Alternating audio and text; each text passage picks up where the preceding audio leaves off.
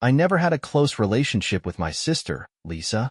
Growing up, it was always obvious that she was my parents' favorite. She got what she wanted, and I learned early on that arguing wasn't worth it. Over time, we just existed in the same family, exchanging polite but distant interactions at gatherings. We weren't friends, but we weren't outright enemies either. That changed when I got engaged. Chris and I had been together for years, and our engagement was no surprise to anyone. We took our time planning the wedding, making sure everything was set before announcing the date. The moment we did, Lisa's attitude shifted. She had been married for a few years to a guy named Nick, and from the start, he was clear that he didn't want kids. Lisa had agreed, or at least pretended to. I always knew she wanted to be a mother. She used to talk about baby names when we were teenagers, but I figured she thought she could change his mind over time. Spoiler, she couldn't. A few months before my wedding, Lisa moved back in with our parents after another fight with Nick. The divorce wasn't official yet, but it was inevitable. Our parents were devastated. For her, of course, not because their daughter's marriage was ending, but because Lisa was unhappy. That was the only thing that ever seemed to matter. I had no idea at the time how far they were willing to go for her. One night, I got a call from my mom. She sounded tense, the way she did when she was about to ask for a favor, but wanted to make it sound like a reasonable request. After a few minutes of small talk, she finally got to the point. "Sweetheart, we've been thinking, maybe you should postpone the wedding." I almost laughed, thinking it was a joke. Why would I do that? She sighed like I was the unreasonable one. Lisa's going through such a difficult time. It wouldn't be fair to celebrate while she's suffering. I waited for her to continue, to tell me she was kidding, but she didn't. "I know you've been planning this for a while," she added, "but Lisa has dreamed of being a mother for so long, and now that her marriage is ending, that dream is slipping away. She's heartbroken. Can't you just wait a little?" She wasn't asking me to move the date by a few weeks. She wanted me to put my entire life on hold indefinitely because Lisa was sad. I couldn't believe what I was hearing. So let me get this straight. Lisa married a man who didn't want kids, assumed she could change his mind, and now that it's backfiring, I'm supposed to put my life on pause? Honey, it's not that simple.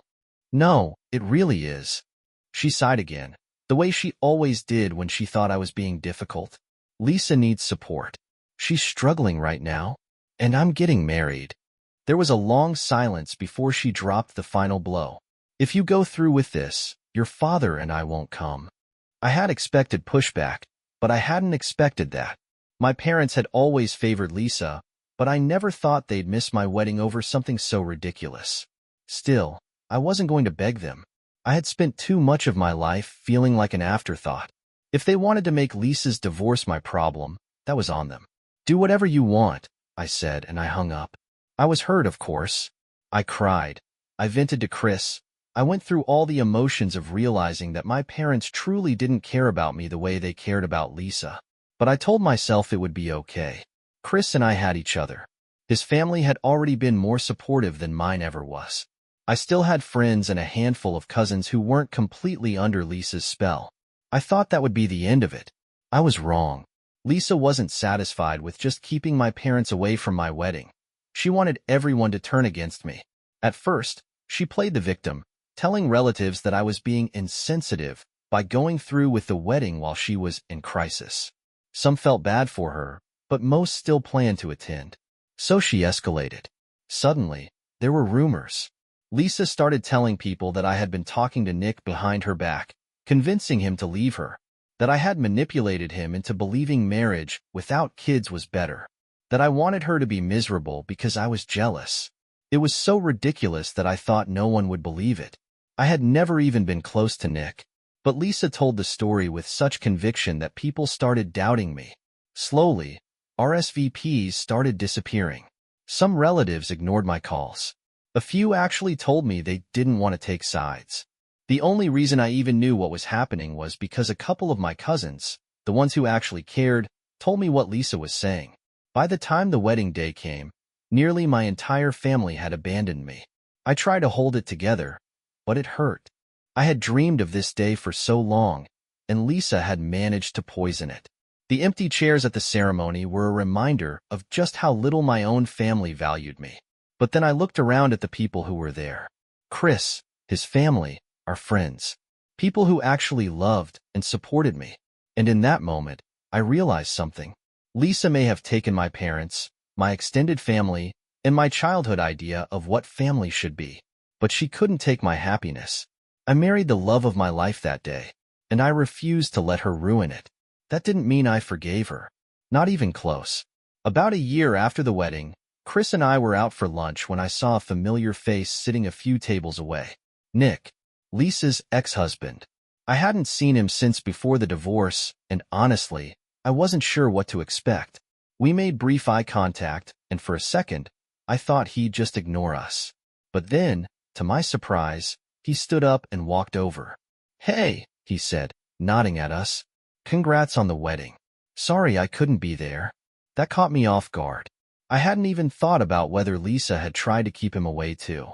Before I could respond, Chris, ever the laid-back one, chuckled and said, "Well, Lisa didn't show up either, so you might as well have come." Nick frowned. "Wait, she didn't go?" The confusion on his face made my stomach twist. "What do you mean?" I asked. He hesitated, then sighed. "She told me she was too busy dealing with your wedding to finalize the divorce. Kept pushing back mediation, saying she was overwhelmed with family responsibilities." He ran a hand through his hair. "I figured she was actually helping you with planning. She acted like she was involved in everything." Chris and I exchanged a look. "Lisa had nothing to do with our wedding," I said. "She spent months trying to stop it." Nick stared at me for a long moment, then let out a dry laugh. "Jesus Christ. That actually makes a lot more sense." There was something in his tone, something like relief mixed with frustration, like he had just put together a puzzle that had been bugging him for years. "Why?" I asked. "What exactly was she doing?" Nick hesitated again, like he wasn't sure if he should say it. But then he exhaled sharply and sat down at our table. "I never told anyone the full story," he admitted. "Not even my own family. But since you've dealt with Lisa's bullshit firsthand, you deserve to know." I nodded, bracing myself. He started with the same story I had heard 100 times. The arguments about kids, the constant tension, the emotional distance. But then he added something new. Something that changed everything. "After months of fighting about it," he said, "I finally started considering the idea of having kids. I wasn't sold on it, but I was willing to talk about it." He let out a humorless chuckle. And then Lisa said something that made up my mind for me. I could already feel where this was going. The night I told her I was open to the discussion, she was ecstatic, Nick continued. Too ecstatic. And then she just blurted it out. She laughed and said, "I knew you'd come around eventually. You wouldn't have had a choice anyway." My stomach dropped. I asked her what she meant, and she shrugged like it was nothing. She said she'd stopped taking birth control months ago. Thought that if she got pregnant, I'd just deal with it. His jaw tightened. She was so damn casual about it. Like it wasn't a big deal. Like it was just some harmless trick. I felt physically sick. I knew Lisa was selfish, manipulative, and dramatic. But this was something else entirely. "What did you do?" I asked. "What do you think?" he said, shaking his head. "I left. Packed my bags that night and never went back." I sat there, speechless. Lisa had spent so much time making herself the victim, telling everyone that Nick had ruined her dream of being a mother, that I had somehow manipulated him into leaving her. But the truth was so much worse.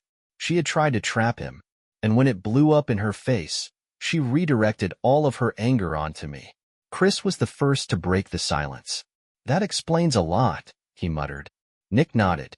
"Yeah, and hearing now that she spent all that time sabotaging your wedding instead of actually dealing with the divorce, it just confirms what I should have known all along."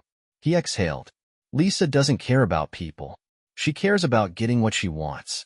And when she doesn't get it, she makes sure no one else is happy either." I didn't know what to say. I had spent so long resenting Lisa for ruining my wedding, for turning my family against me. But now I realized, Lisa wasn't just trying to hurt me. She was trying to rewrite reality. She wanted everyone to believe she was the victim, no matter how much she had to lie to make it happen. For the first time, I considered telling my parents the truth, letting them know exactly why Lisa's marriage had fallen apart. But then I remembered something Nick had said earlier. People believe whatever they want to believe. And my parents had always wanted to believe the best about Lisa, no matter what she did. So instead, I decided to do the one thing Lisa had never been able to do. I moved on. I thanked Nick for telling me the truth, wished him well, and let him go. And as Chris and I walked back to our car, I realized something. Lisa had spent years trying to control the narrative, trying to manipulate everyone around her into giving her what she wanted. But for once, she had no power over me, and I had never felt freer. For the next few years, life was quiet, peaceful. Cutting off my parents and Lisa was the best thing I ever did. Without them, I finally felt like I could breathe. Chris and I focused on our marriage, our home, and eventually, starting a family. When I found out I was pregnant, I was ecstatic. We waited until I was in my second trimester to announce it. Just a simple, happy post online. I didn't even think about Lisa or my parents when I posted it. They weren't part of my life anymore. I should have known better. Less than 24 hours after the announcement, my phone rang. My mom's name popped up on the screen. I stared at it for a long moment, debating whether to answer. After years of silence, I knew she wasn't calling just to catch up. Against my better judgment, I picked up. "Honey," she chirped, her voice unnaturally bright. "We saw your announcement. Congratulations. We're so happy for you." I felt my entire body tense. We, as in her and my dad? Or worse, her and Lisa? I didn't bother with pleasantries. "What do you want?" She let out a little sigh, like I was being difficult. "Is that any way to talk to your mother?" I just wanted to reach out. It's been so long, and this baby, it's a chance to bring the family back together. I nearly laughed. Now they wanted to be a family? After everything? "I don't think so," I said. She ignored that completely. "Lisa's so excited for you," she continued. "She's had such a hard time these past few years. You know how much she's struggled to have a baby of her own." There it was. The real reason for the call. "She's been through multiple rounds of IVF," my mom pressed on. "Nothing's worked. She's devastated." I could already see where this was going, but I let her keep talking. "She just wants to be part of this," she said. "To help. To be involved. It would mean the world to her." I clenched my jaw. Define involved. My mom hesitated for a second before she said it. The thing that made my skin crawl. Well, Lisa was thinking she could take on more of a motherly role. You know, share the experience. It would be good for both of you. You'd get extra help, and she'd finally get to be part of raising a child.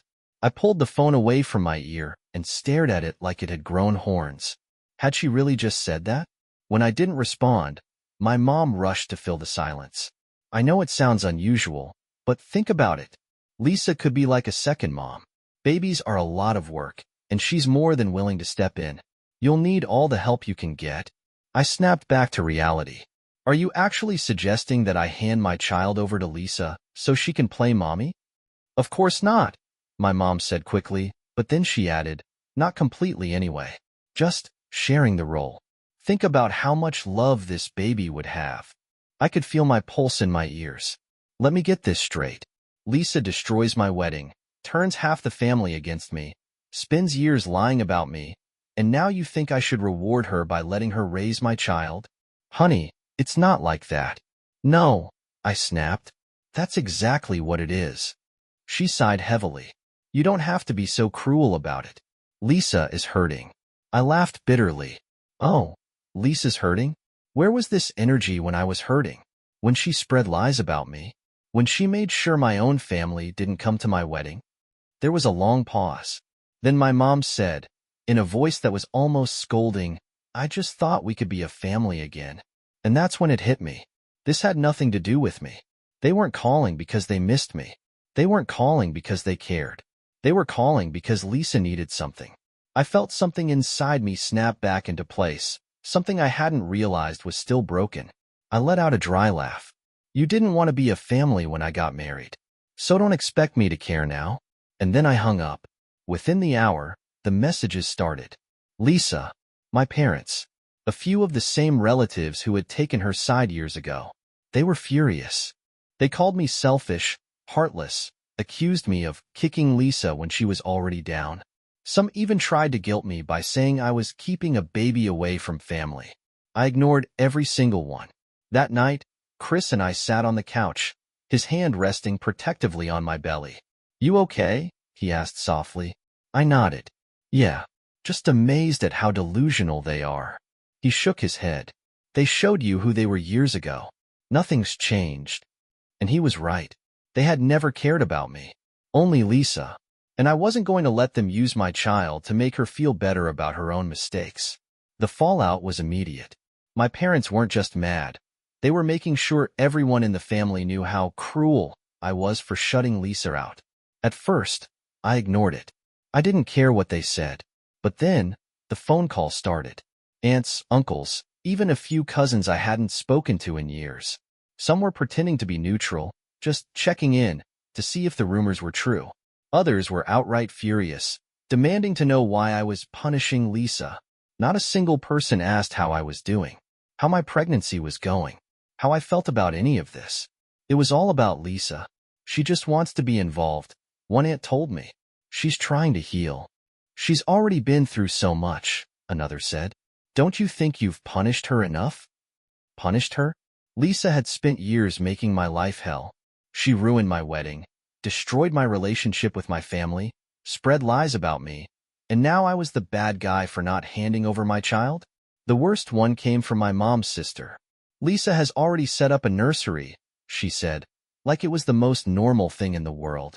She's bought clothes, diapers, even a crib. She really believes you'll come around? A nursery. Lisa had actually gone out and set up a nursery for my baby. I felt physically sick. This wasn't just Lisa wanting to be a doting aunt. This wasn't her hoping for some kind of reconciliation. She was acting like this baby was hers. Like she was just waiting for me to realize how selfish I was being and hand my child over. Chris saw my face when I read the message. What happened? I told him. His expression darkened. That's it, he said. They're never getting near us. That night, we took action. We contacted the hospital and made sure our birth plan had strict instructions. Lisa and my parents were not allowed anywhere near me. We put passwords on everything. Chris even called his family to let them know what was going on, just in case Lisa or my parents tried to get information from them. I wanted to believe this was as far as they would go. That once the baby was born, they'd realize I wasn't changing my mind and finally let it go. But deep down, I knew Lisa. And Lisa had never accepted reality in her life. She wasn't done. Not even close. A few weeks before my due date, I got an email from my dad.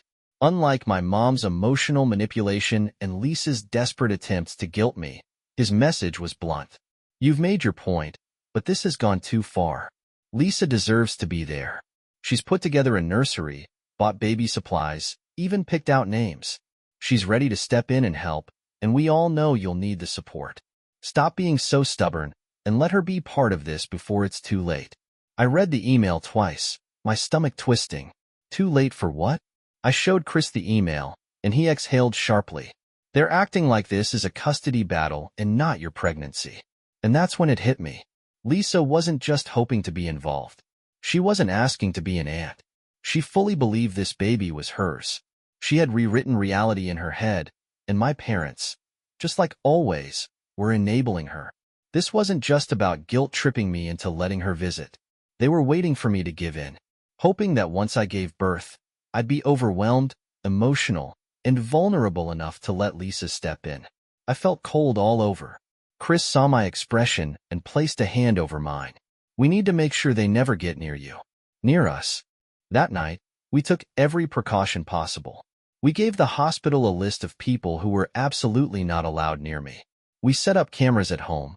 We even made sure Lisa and my parents couldn't find out when I went into labor. I wanted to believe this would be enough. That, eventually, Lisa would have to accept the truth. But Lisa never accepted anything. And I had no idea how far she was willing to go. A few days before my due date, I got a call from the hospital. There's a woman claiming to be your sister, the nurse said. She's trying to pre-register as a secondary guardian for your baby. I felt my entire body go numb. Lisa. She was actually trying to insert herself legally into my child's life. I forced myself to stay calm. Under no circumstances is she allowed access to me or my baby. She is not family to us. The nurse assured me they would block her from any records, but I couldn't shake the unease creeping up my spine. Chris and I double-checked everything. Security at the hospital, cameras at home, even our baby's future pediatrician. We locked everything down. And then, late one night, my contractions started. We got to the hospital quickly, and despite everything, I felt safe. I was focused on my baby, on meeting them for the first time. Until a nurse came in, looking concerned. "There's someone outside causing a disturbance," she said carefully. "She says she's the baby's mother." I already knew who it was. Chris was on his feet instantly. "Call security." Minutes later, we could hear the shouting from down the hall. Lisa screaming, demanding to be let in, saying she deserved to be there, that she had a right to this baby.